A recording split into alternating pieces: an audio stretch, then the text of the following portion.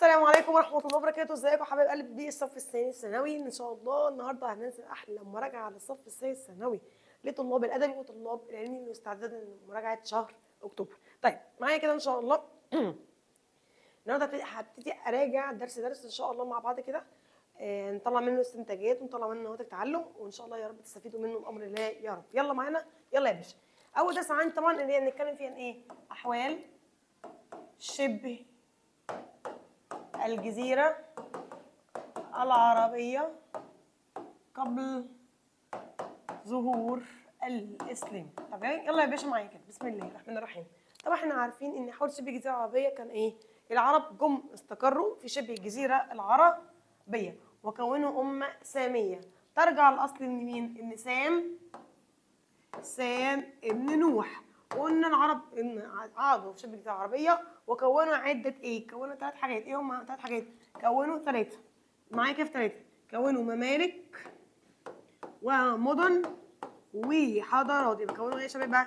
ممالك مدن حضارات. طيب عندنا كونوا ممالك فين وفين؟ كونوا ممالك في الجنوب وكونوا ممالك فين؟ في الشمال.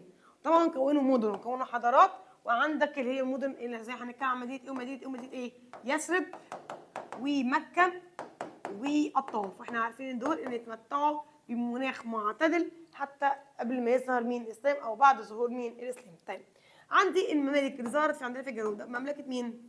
دوله فين؟ في اليمن، وعندي في العراق في الشمال، وعندي في بلاد مين؟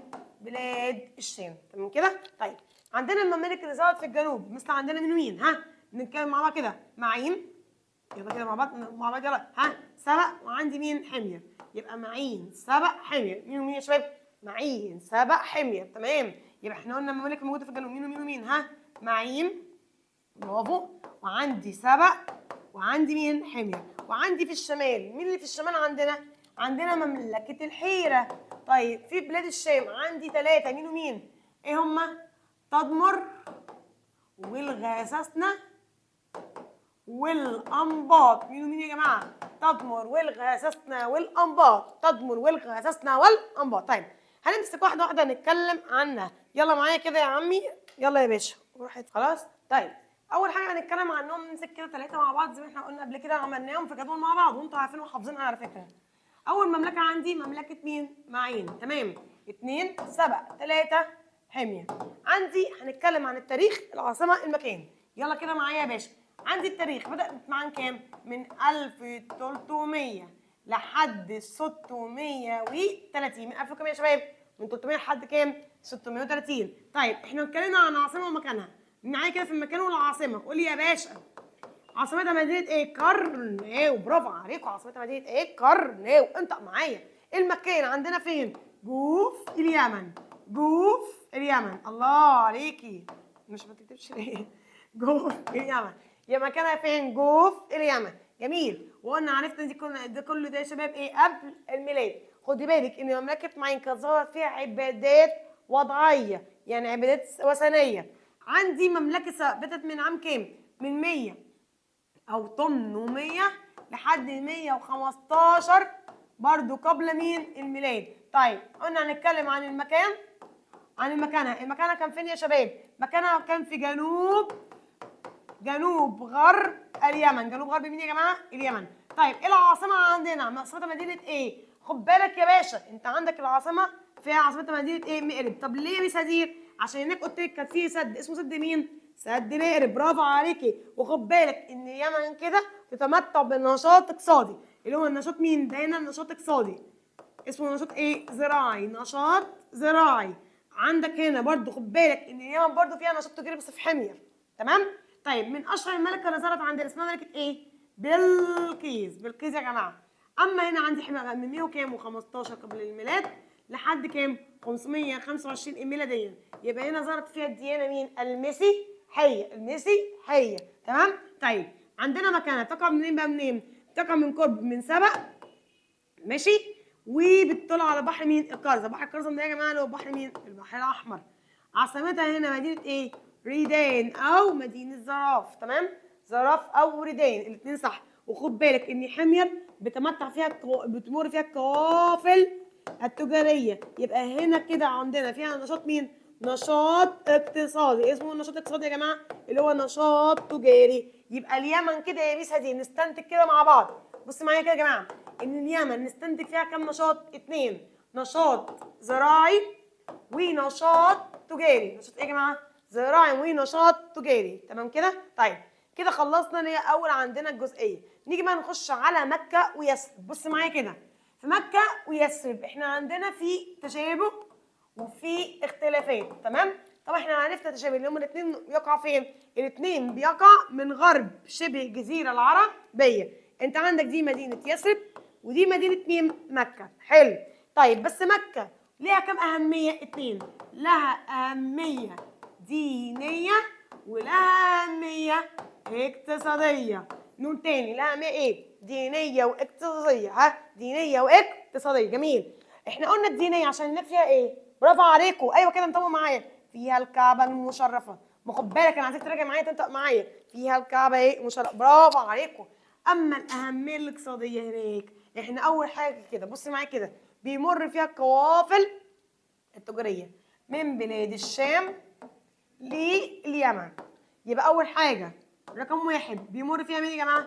بيمر فيها القوافل التجارية من بلاد الشام إلى اليمن. دي حاجة التانية كمان بص معايا كده، إن حاجة التانية فيها رحلات إيه؟ أنتوا قلتيلي رحلات تجارية. رحلات تجارية من مكة إلى يثرب. عند سوري من رحلات تجارية في الصيف وفي الشتاء. الصيف والشتاء. الصيف يا جماعة والشتاء. يبقى بيمر فيها رحلات تجارية، بيمر فيها قوافل مين؟ تجارية. طيب يا ميس هدير قولوا لي هنا كمان ان عندك بيمر فيها قوافل تجاريه وبيمر فيها ايه كمان؟ رحلات تجاريه، صح ولا لا؟ يبقى هنا بتتمتع باهميه مين؟ اقتصاديه. اما يثرب بقى مختلفه، ان يثرب فيها واحه مين؟ واحه زراعيه. يعني كده فيها نشاط اقتصادي اسمه ايه؟ زراعي. جميل. بس احنا عندنا هنا في اشتراك. التشابه بين يثرب وبين مكه ان الاثنين بيمروا فيهم برضو مين؟ القوافل التجارية من الشام إلى اليمن. من الشام إلى إيه يا جماعة؟ إلى اليمن. يبقى كده اتكلمنا عن مكة واتكلمنا عن مين برضو؟ يثرب. طيب نيجي بقى نخش بعد كده عندي الممالك اللي ظهرت في الشمال. طيب مس هدير انت قلتي لي ليه في ممالك؟ بص معايا كده يا ابني، انت عندك هنا دي اليمن صح؟ احنا عرفنا ان في يمن عند سبق خاصة سبق في سد اسمه سد مين؟ سد مأرب. برافو. طيب السد ده لما انهار هجرت كل القبائل منين؟ من سبأ. هجرت راحت على فين بقى؟ ركزوا معايا كده. راحوا هجروا وراحوا على بلاد الشام، وراحوا هجروا عند العراق، وراحوا هجروا عند مين؟ يثرب. طيب كم قبيلة عندك؟ 4 قبائل هجروا. 4 ايه قبائل؟ عندي الهجر إلى يثرب مين ومين؟ الأوس والخزرج. عشان ليه؟ هناك بيشتغلوا نشاط زراعي. ويثرب قلت لك فيها واحه ايه؟ ايوه يلا انطق معايا كده. برافو عليكم، فيها واحه زراعيه. الله ينور عليكي. طيب عندك كمان انت عندك هنا يثرب واوس الخزرج ماشي؟ طيب عندك كمان في قبيله هجرت الى الشام اسمها قبيله الازد. اسمها قبيله ايه يا جماعه؟ الازد. اما اللي هجرت الى العراق اسمها ايه؟ المناظره. اسمها يا جماعه المناظره. طب بصي معايا كده بقى، بصي يا باشا نعمل مقارنه كده. انت عندك دي الحيره ودي عندي مين؟ الغساسنه. حلو. طيب الاثنين هم كلهم هجروا منين؟ قول لي يلا كده، قول لي يلا اسمع صوتك. ها سوري هجروا منين؟ من اليمن. برافو عليك. الاثنين ايه؟ الاثنين اصل العرق. الاثنين اصل العرق. حلو الكلام. يبقى الاثنين عرب عشان هجروا من اليمن. يبقى ده اول حاجه تشابه. ده كده تشابه بالاثنين، صح ولا ايه؟ طيب انت عندك الحيره كانت تابعه للعراق صح؟ مين اللي محتل العراق؟ الفرس. والشام مين كان محتل الشام؟ الروم. يبقى انت عندك هنا كانت ولاءها لمين؟ للفرس اللي هي الدوله مين؟ السيسينيه. اسمها يا جماعه السيسينيه. اما الغساسنه كانت ولاءها لمين؟ للروم. يبقى انت هنا في اختلاف مفيش اختلاف؟ في اختلاف. يبقى اختلفوا حاجه اسمها ايه؟ الولاء السياسي. الولاء ايه يا جماعه؟ السياسي. يبقى اختلفوا في الولاء السياسي. حلو يا شباب؟ اختلفوا ولاء مين؟ السياسي. يبقى انت عندك الحيره تبع دوله الفرس والغساسة تبع دولة مين؟ الروم. جميل؟ جميل. طيب يبقى دي اسمها دولة الساسانية.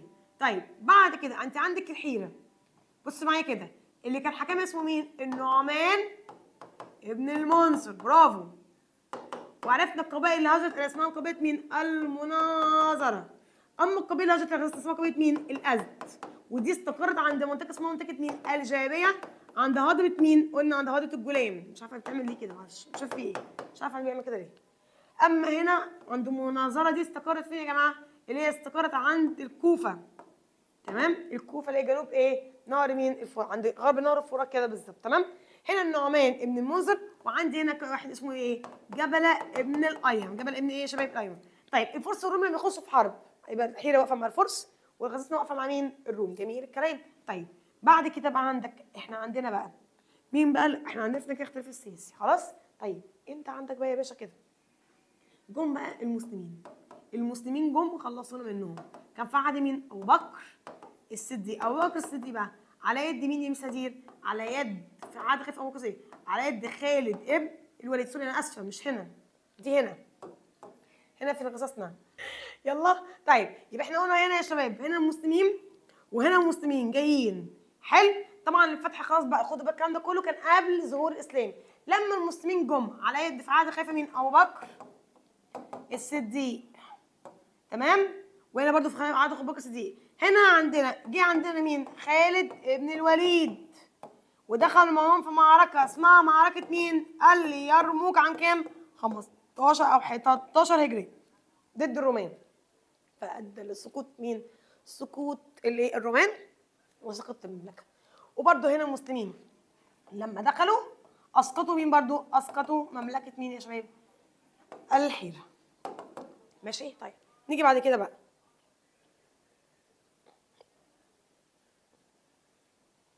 طيب نيجي بعد كده، بعد كده بقى عندي ايه بقى؟ بص معايا كده يا شباب، خلصنا كده مملكه حيره. نيجي بقى نخش على النظام السياسي.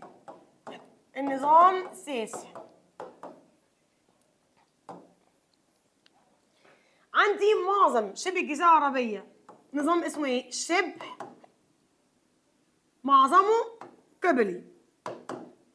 اما في الجنوب وفي الشمال وفي الشمال في العرب، مش عارف ايه يا جماعه، في زغطه مش هتشرب معايا، اشرب الاول.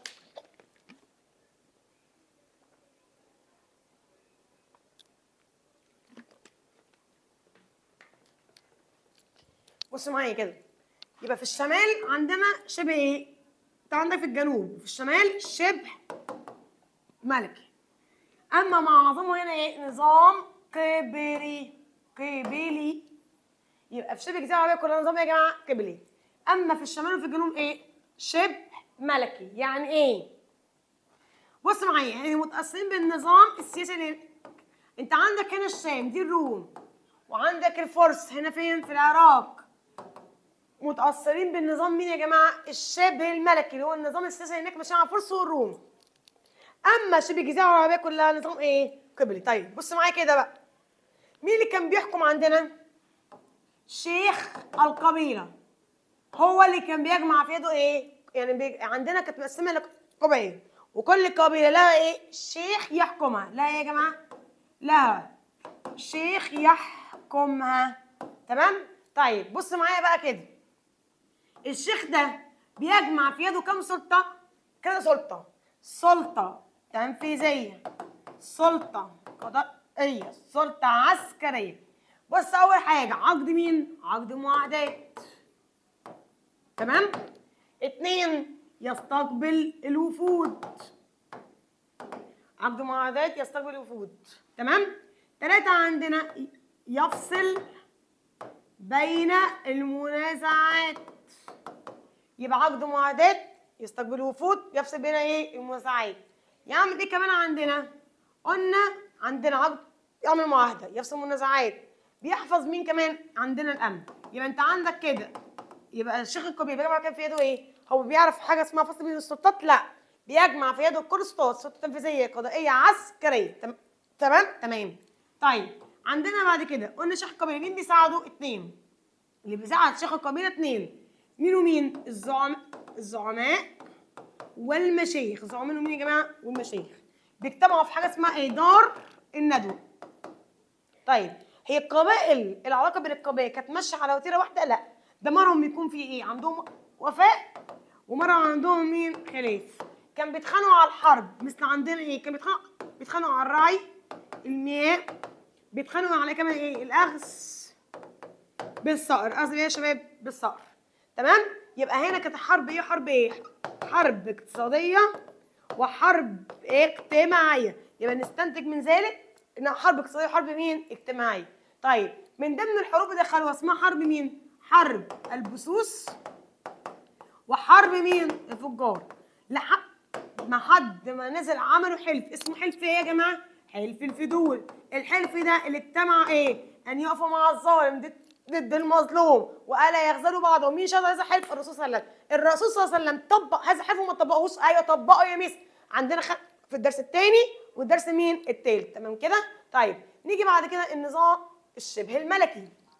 النظام الشبه الملكي قلت لكم كان موجود فين وفين؟ موجود في الجنوب، موجود في الشمال، عند الشمال الغربي والشمال الشرقي.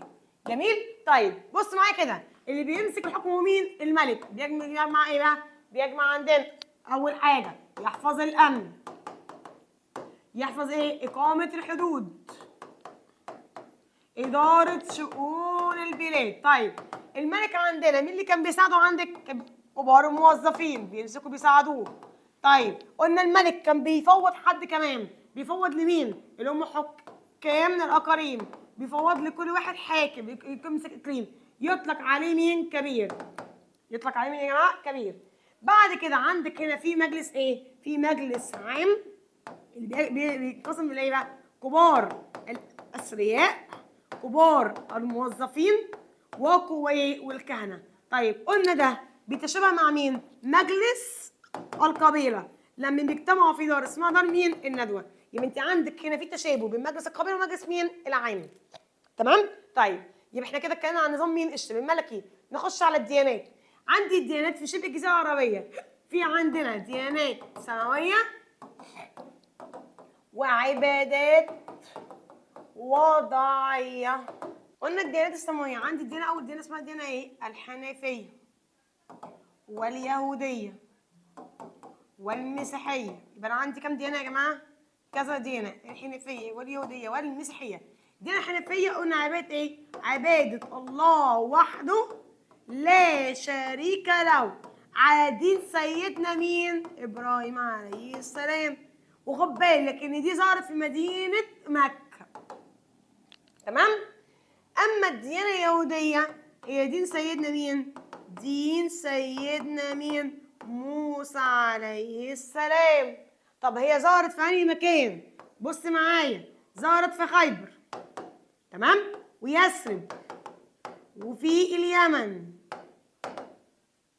تمام؟ طب أما الدين المسيحية دين سيدنا مين؟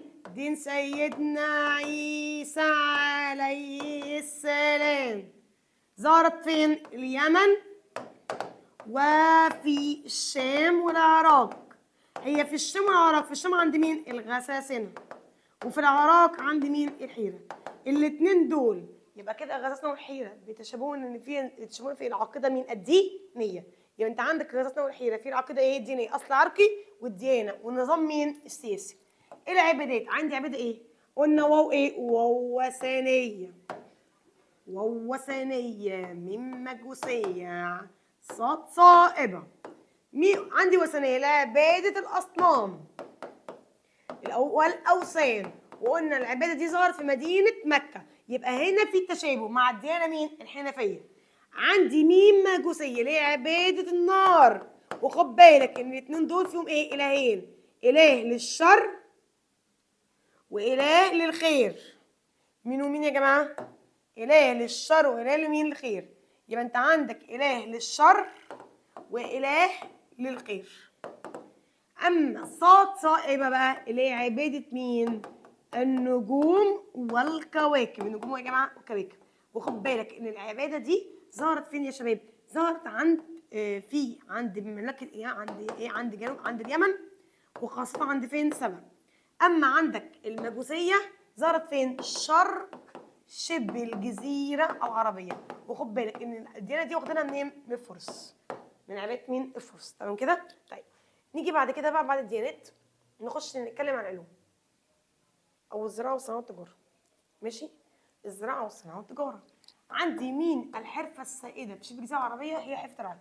هي الحرفه السائده في شبه الجزيره العربيه لاسباب ايه؟ عندي 3 اسباب. اسباب مين؟ جغرافيه، مناخيه، طبيعيه. يبقى الحرفه كلها في شبه الجزيره حرفه مين؟ الراعي. ليه؟ الاسباب ايه؟ مناخيه، جغرافيه، طبيعيه. طب بعد حرفه الراعي عندي حرفه مين؟ الزراعه. هي حرفتها عندهم ايه؟ قليله لاسباب برضو مين ومين ومين؟ برضو جغرافيه، مناخيه، طبيعيه. طيب الزراعه يا ميس هدير بص معايا كده منتشره فين؟ عندك في اليمن عشان هناك في امطار ايه؟ صيفيه. عندك في بلاد مين؟ الشام عشان هناك في امطار ايه؟ شتويه. برافو. اما في العراق عشان فيهم ايه؟ الانهار. كل واحد تختلف. اما في يثرب عشان هناك في واحه ايه؟ واحه زراعيه. يبقى عرفنا الزراعه قليله لارض اسباب ايه؟ مناخيه، جغرافيه، طبيعيه. طيب ايه الصناعه عندنا بقى؟ هي الصناعه عندي كتير ولا قليله؟ لا قليله يا ميس هدير. طب ليه قليله؟ لقله الموارد الاوليه. لقله يا شباب المواد مين؟ الاوليه. طيب عندنا الصناعه دي صناعه مين؟ الرمح والسيوف. طبعا عشان يستخدموها فين؟ مو طبيعي يستخدموها في الحرب. يبقى الرمح والسيوف عشان يستخدموها فين؟ في الحرب. حلو؟ بيستخرجوا حاجه اسمها مين؟ اللؤلؤ. منين؟ من الخليج العربي. من الخليج يا شباب بقى العربي. يبقى بيستخدموا اللؤلؤ منين يا شباب؟ من الخليج العربي. تمام؟ طيب عندك التجاره. التجاره عندنا بقى ازدهار حركه التجاره في شبه الجزيره العربيه. قلنا يساوي كذا حاجه. اول حاجه هنتكلم كده تمهيد الطرق، اهتداء بالنجوم، 3 الموقع الجغرافي. تمام؟ 4 الحاجه الرابعه يا ميس هديه اقول لك يا باشا انت عندك الاسطول مين؟ اليمني. 5 شهرة مكة. 6 العملات. مش عارف كل شيء بيطلع لي ده في النص. العملات المعدنية. أول حاجة بص معايا. لو جالك يا باشا أنت عندك دي شبه جزيرة إيه؟ العربية صح؟ وعندك هنا في البحر مين؟ الأحمر. أنت عندك موقعها الجغرافي اللي بيسيطر عليه البحر الأحمر. الجنوب هنا البحر مين؟ العربي. عندك في الخليج العربي. يبقى موقعها الجغرافي بين ايه وبين ايه؟ البحر الاحمر. عندي البحر العربي. الخليج مين؟ عربي. يبقى ده موقعها مين؟ متميز متوسط. تمام؟ طيب دي حاجه. قال لك حاجه الثانيه احنا كده اتكلمنا عن الموقع مين؟ الجغرافي. ماشي يا باشا؟ يبقى عرفت ان الموقع الجغرافي بهمزه وصل بين كل الدول. تمام؟ الحاجه الثانيه قال لك ايه؟ الاسطول اليمني. اليمني ده قلت لك انت عندك هنا اليمن بيبقى فيها مين؟ اسطول عند الحيره. دي عباره عن ترانزيت بين مين ومين؟ بين قاره اسيا للحبشه للبحر الاحمر عند بلاد الشام تروح عند اوروبا. يبقى بين مين ومين؟ اسيا للحبشه للبحر الاحمر تروح على بلاد الشام تروح على فين؟ اوروبا. ترانزيت بينقل البضائع. تمام؟ شهرة مكة عندنا بيكون كام رحله؟ 2 رحله الشتاء والصيف. يبقى شهرة مكة قلناها. اهتداء بالطرق. انا عايزه اروح طريق كذا وطريق كذا. هروح للمهندس ولا الدكتور؟ لا هتروحي للمهندس. يبقى هستخدم علم مين؟ الهندسه. طب عايزه احدد الاتجاهات. هستخدم ايه؟ النجوم والكواكب. يبقى علم مين؟ علم الفلك. يبقى خد بالك في التجاره استخدموا كام علم؟ 2 هندسه وفلك. هندسه وايه يا شباب؟ وفلك. تمام؟ طيب عندنا العملات. انت عندك يا باشا العملات اللي في عندنا معاملات فارسيه ورومانيه. الفارسيه عن طريق الفضه ورومانيه عن طريق مين؟ الذهب. تمام؟ يبقى احنا قلنا العملات الفارسيه فضه ورومانيه ايه؟ ذهب. ده يدل على ايه؟ ان كان في ايه؟ في تواصل حضاري مع مين؟ مع الفرس. بتواصل حضاري بين ايه؟ شبه الجزيره العربيه مع الفرس والروم. كده خلصنا ايه التجاره. خش بقى على الحوار الاقتصاديه، قصدي العلوم والثقافه والتجاره والخطط. اول حاجه عندنا ان اصلا شبه الجزيره العربيه ورثوا ميراث فكري فين وفين. اول حاجه في الشعر والخطاب. حلو، يورثوا ميراث فكري في ايه؟ في الشعر والخطاب. خد بالك ايام زمان الاسواق كانت ميدان لمين؟ ميدان لتنافس الشعراء والخطباء. حلو كلام. يبقى كده خد بالك ما كانتش ليست، خد بالك، ليست ايه؟ ليست للتجاره فقط، بل التنافس بين الشعراء والخطباء. يبقى هنا حقق كم هدف؟ 2. ان الاسواق كانت لها اهميه ايه؟ اقتصاديه، وشعر الخطباء الاهميه ايه؟ ثقافيه. برافو عليكم، يبقى اقتصاديه وثقافيه. من اشهر الشعراء عندنا قلنا مين؟ نابغه الذبياني. طيب بعد الشعر عندي بقى نيجي نخش على العلوم. العلوم يا باشا برعوا في علم مين؟ الطب، الهندسه، عندي علم الانواع وعلم الفلك. طيب الطب بقى معايا. طبعا هم العرب عرفوا حاجه اسمها مين؟ التداوي. التداوي بين مين؟ الامراض. وعرفوا الطرق ايه؟ طرق علاجها. عرفوها بايه؟ بالاعشاب.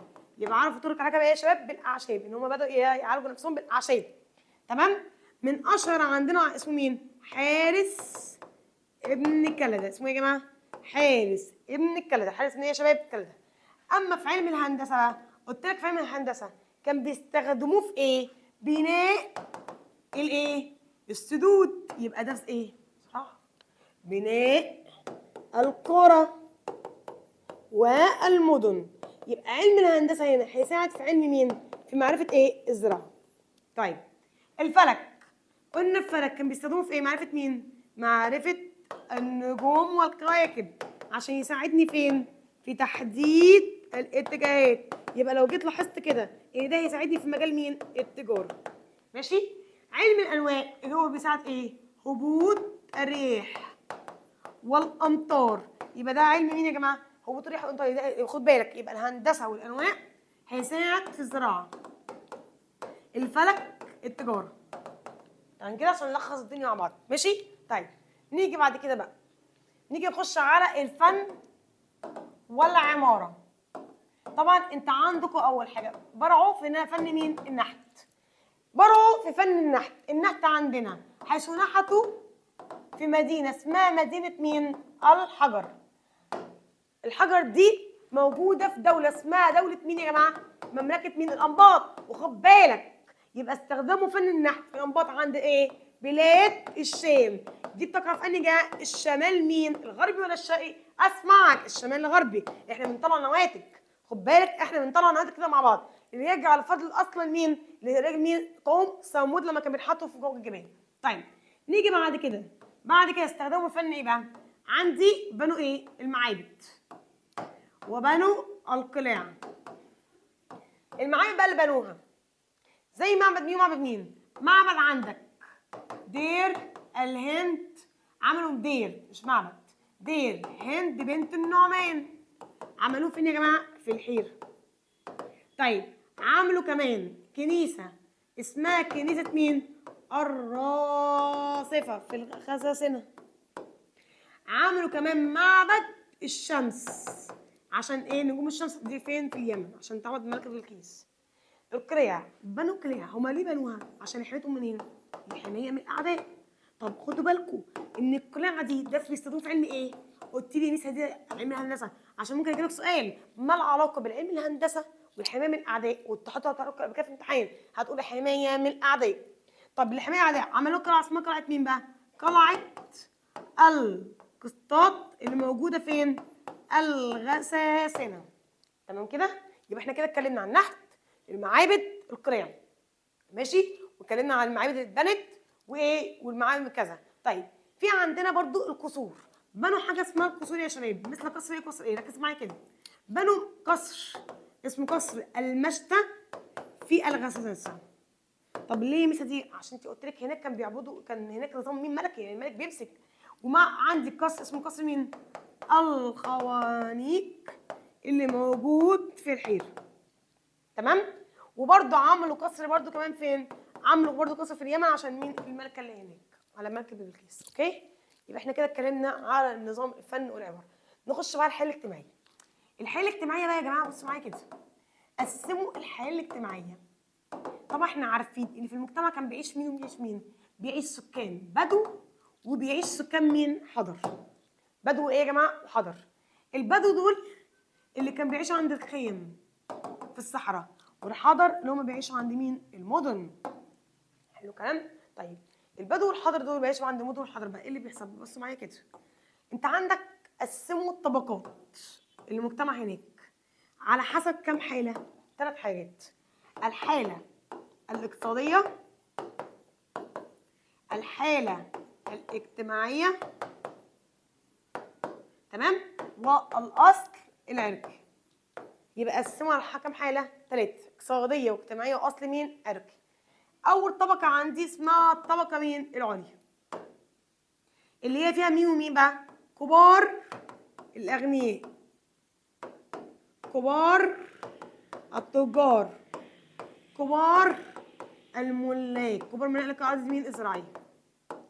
اما انت عندك هنا الطبقه الوسطى اللي هي فيه مين بقى؟ صغار التجار وصغار ملاك الاراضي. يبقى لو حست كده في تشابه ان هنا في تجار وهنا في تجار، وهنا في زراعه ملاك وهنا في ايه؟ ملاك. اما الدنيا فيها مين بقى؟ العبيد، الموالي، وعندي مين؟ الفقراء. حلو كلام؟ حلو كلام، ماشي. نخش على ايه؟ العادات والتقاليد بقى. انت عندك العادات والتقاليد في شبه جزيره عربيه، للاسف هم كانوا بيؤمنوا بالسحر والتجميم والجن، فظهرت عندهم عادات سلبيه اثرت عليهم. فظهرت عندي عادات سلبيه وعادات ايجابيه. السلبيه زي مين؟ العصبيه القبليه. وخدي بالك ان العصبيه القبليه لها سلبيه في نقابه العرب، وكانت ايجابيه اثناء مقاطعه مين؟ بني هاشم. طب عشان تكوني عارفاها. الاخذ باتصال وقت البنات، ده كله عادات سلبيه. اما بقى الايجابيه: الشجاعه، الكرم، الوفاء بالعهد، اكرام الضيف. كل ده من عادات مين؟ الايجابيه والسلبيه. اخر حتى حاجه عندي بقى دور المراه. المراه كانت ليها دور. ايه دور المراه يا جماعه؟ كانت لها دور ايه ودور ايه؟ دور عندي دور عسكري، دور اجتماعي، دور اقتصادي، ودور سياسي. طيب دور عسكري كانت ايه بقى؟ بتعمل ايه؟ كانت بتحط ايه؟ بتعمل ايه؟ بتعالج الامراض منين؟ من الجرحى. في الجرحى فين؟ في الحرب وتدق الطبول. اجتماعي كانت بتراعي الناس وبتزور اقارب، يعني تزور الاقارب وتراعي الناس. اقتصادي ظهرت دور السيده خديجه. السيده خديجه رضي الله عنها في مجال مين؟ في مجال التجاره. اما دور السياسي بقى كان ايه؟ الدور السياسي عندي كانت مين مسكت ملكه؟ 2. في عندي ملكه اسمها ملكه بلقيس اللي مسكت فين؟ في سبأ، وده موجود فين؟ اليمن. وعندي ملكه اسمها ملكه مين؟ زينوبيا. زينوبيا اللي مسكت فين؟ مملكه ايه؟ تدمر اللي موجوده في الاثنين الشمال. انت عندك ملكين، واحده في الجنوب والثانيه فين؟ في الشمال. وكده يكون خلصت مراجعه ايه؟ اول درس. اخش على الدرس مين؟ الثاني.